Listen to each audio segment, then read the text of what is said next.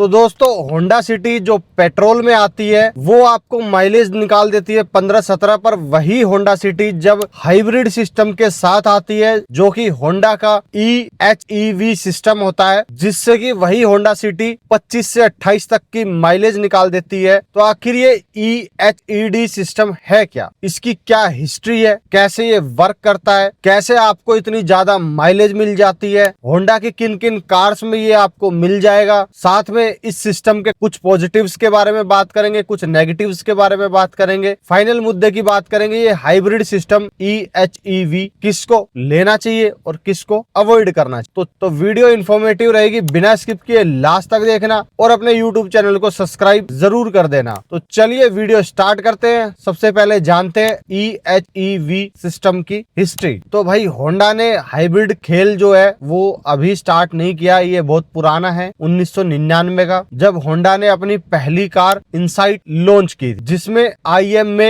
Integrated motor assist system था। ये एक बेसिक पैरेलल हाइब्रिड सिस्टम था जो इंजन को सपोर्ट करता था, लेकिन होंडा को पता था कि फ्यूचर सिर्फ सपोर्ट से नहीं चलने वाला है, आगे जाके हाइब्रिड की डिमांड आने वाली है। तो 2012 तक आते आते होंडा ने 3 अलग अलग हाइब्रिड सिस्टम बनाए, जिसमें से एक था IMMD intelligent multi mode drive system. यही IMMD आगे चलकर 2020 में ग्लोबली EHEV के नाम से रीब्रांड हुआ। आज जो सिस्टम हम इंडिया के अंदर देख रहे हैं ये होंडा का एडवांस 2 मोटर सेटअप है, जो EV और पेट्रोल कार का परफेक्ट ब्रिज है। 4th जनरेशन सिस्टम में तो होंडा ने दोनों मोटर्स को साइड बाय साइड प्लेस कर दिया है ताकि और ज्यादा पावर और एफिशिएंसी मिल सके। तो ये थी कुछ छोटी सी हिस्ट्री। अब बात करते हैं ये वर्किंग कैसे करता है। तो होंडा का EHEV हाइब्रिड और हाइब्रिड से अलग कैसे है, जैसे टोयोटा से अलग कैसे है। सिंपल भाषा में समझे तो इसमें ट्रेडिशनल गियर बॉक्स नहीं होता है, इसमें एक 1.5 लीटर का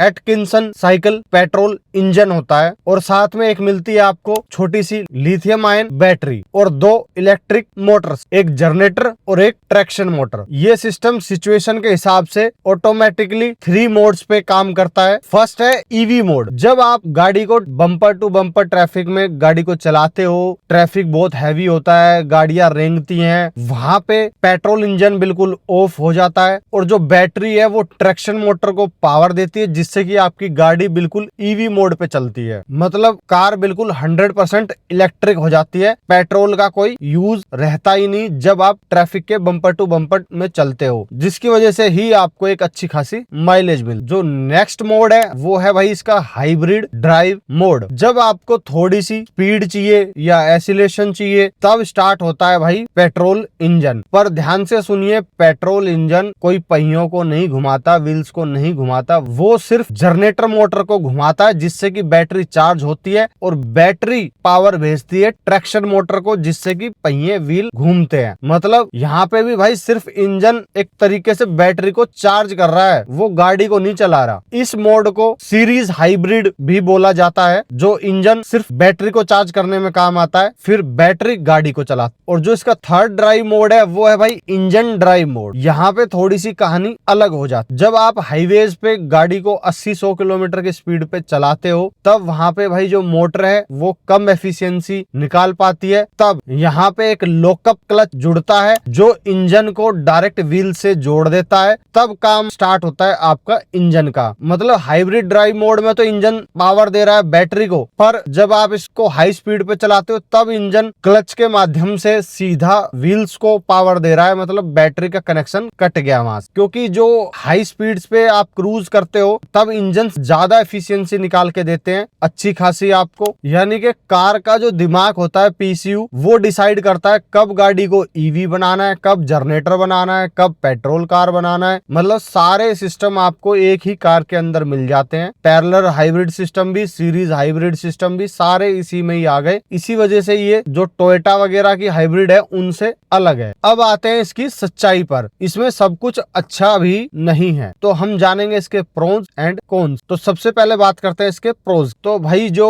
सबसे पहला मेजर प्रोज है वो है भाई इसकी माइलेज। जो नॉर्मल पेट्रोल कार है वो भाई सिटी में 10-12 तक की माइलेज देती है, पर ये हाइब्रिड सिस्टम भाई आपको 20 से 25 तक का माइलेज आराम से निकाल के दे देता है सिटी के अंदर, बम्पर टू बम्पर ट्रैफिक, ये इसका सबसे बड़ा मेजर रीजन है हाइब्रिड में स्विच होने। नेक्स्ट पॉजिटिव है भाई इसके रिफाइनमेंट और एनवीएच। तो भाई वैसे तो गाड़ी ज्यादातर मोस्टली ईवी में चलती है और ईवी में आपको वैसे ही भाई केबिन साइलेंट और स्मूथ मिलता है, पर जब इंजन भी स्टार्ट होता है तो इसमें मिलता है आपको 4 सिलेंडर इंजन, जो कि भाई रिफाइंड इंजन है। इतना स्मूथ ट्रांजिशन होता है, आपको पता भी नहीं चलेगा कब आप ईवी से इंजन में शिफ्ट हो गए। तो जो एनवीएच लेवल है और रिलायबिलिटी है भाई, होंडा की रिलायबिलिटी वो टॉप नॉच। और नेक्स्ट भाई पॉजिटिव है छोटा सा कि रेंज एंजाइटी नहीं होती है आपको, क्योंकि एक फुल टैंक में ये 1900 किलोमीटर तक चल जाती है, 40 लीटर के टैंक के आसपास। तो आपको एक रेंज की एंजाइटी नहीं होती जो ईवी कार्स के अंदर देखने को पड़ती। अब बात करते हैं कुछ इसके नेगेटिव। तो सबसे पहला है भाई कॉम्प्रोमाइज करना पड़ता है आपको बूट स्पेस। जो नॉर्मल पेट्रोल वाली होंडा सिटी है भाई, उसमें मिलता है आपको 506 लीटर का बूट, लेकिन हाइब्रिड में भाई बैटरीज पीछे बूट में लग जाती है, जिसकी वजह से बूट स्पेस घटकर आपको 306 लीटर का मिलता है। मतलब जब आप लॉन्ग ट्रिप्स करते हो, आपको सामान वगैरह रखना होता है, तब थोड़ा सा बूट से आपको कॉम्प्रोमाइज करना पड़ेगा। नेक्स्ट है भाई इसकी कॉस्ट। तो जो टॉप एंड के पेट्रोल के नॉर्मल पेट्रोल के हैं, उनसे भाई इसकी कॉस्ट 3-4 लाख रुपए थोड़ी ज्यादा है, क्योंकि ईवी का आपको बैटरी का सब चीज का आपको ही देना है। तो जो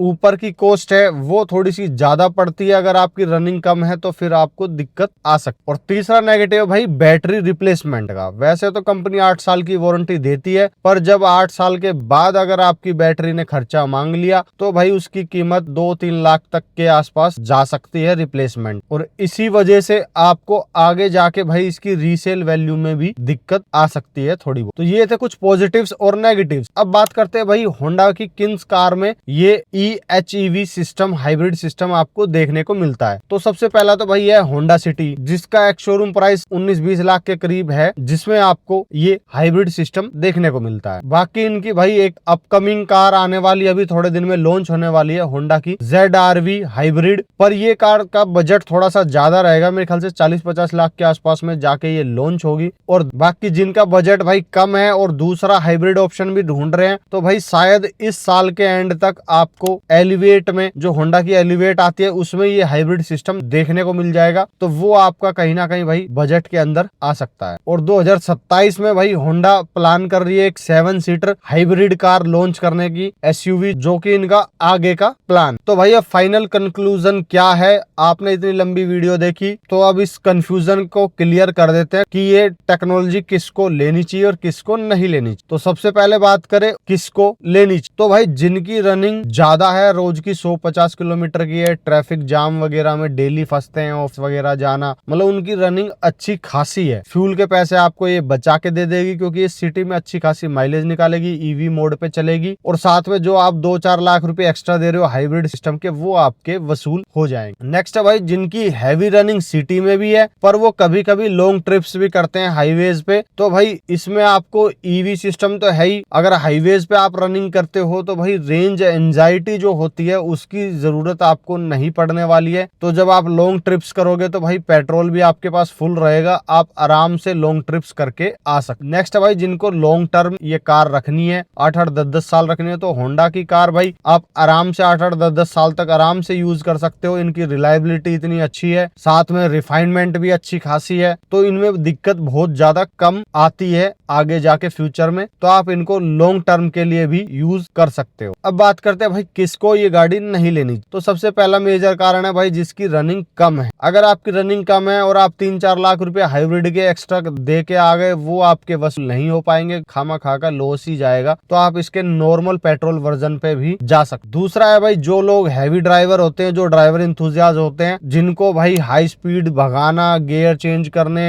इंजन का शोर पसंद है, तो भाई ये जो टेक्नोलॉजी है EHEV, इसमें आपको बिल्कुल बोरिंग फील होने वाला है जो ड्राइवर इंथुजियाज है उनके लिए, क्योंकि ये भाई एक तरीके से ईवी मोड पे चल रही है, साइलेंट केबिन है, आपको वो सब नहीं परफॉर्मेंस निकाल के दे पाएगी जो एक ड्राइवर इंथुजियाज चाहिए हो। और तीसरा रीजन है भाई बूट स्पेस से कॉम्प्रोमाइज। तो जिनका भाई लॉन्ग रन रहता है, जिनको हाईवे ट्रिप ज्यादा करने होते हैं, बूट का अच्छा खासा यूजेज होता है, सामान वगैरह ज्यादा रखना पड़ता है, तो भाई इसमें थोड़ा बूट कम हो जाता है। तो आपको बूट से या तो कॉम्प्रोमाइज करना पड़ेगा या फिर आपको सोच समझ के लेना पड़ेगा कि इस इतने बूट में आपका काम चलेगा या नहीं चलेगा। तो दोस्तों सिंपल सा कंक्लूजन है, होंडा का हाइब्रिड सिस्टम उनके लिए बेस्ट है जो सिटी वगैरह में डेली डेली फंसे रहते हैं, मतलब जिनकी रनिंग भी अच्छी है और डेली का bumper to bumper traffic face करना पड़ता है, उनके लिए बेस्ट ऑप्शन बन सकता। बाकी इनकी जो हाइब्रिड सिस्टम है वो इंजीनियरिंग कमाल की है, मतलब ईवी मोड में भी चलती है, पेट्रोल मोड में भी चलती है, तो आपको कोई दिक्कत आने वाली नहीं है। बाकी आपके हिसाब से इनके हाइब्रिड सिस्टम के बारे में क्या राय है, वो अपनी राय कमेंट बॉक्स में जरूर बताएं और वीडियो को ज्यादा से ज्यादा फेसबुक व्हाट्सएप ग्रुप पे शेयर मारो, लाइक फॉलो सब्सक्राइब तो कर ही देना।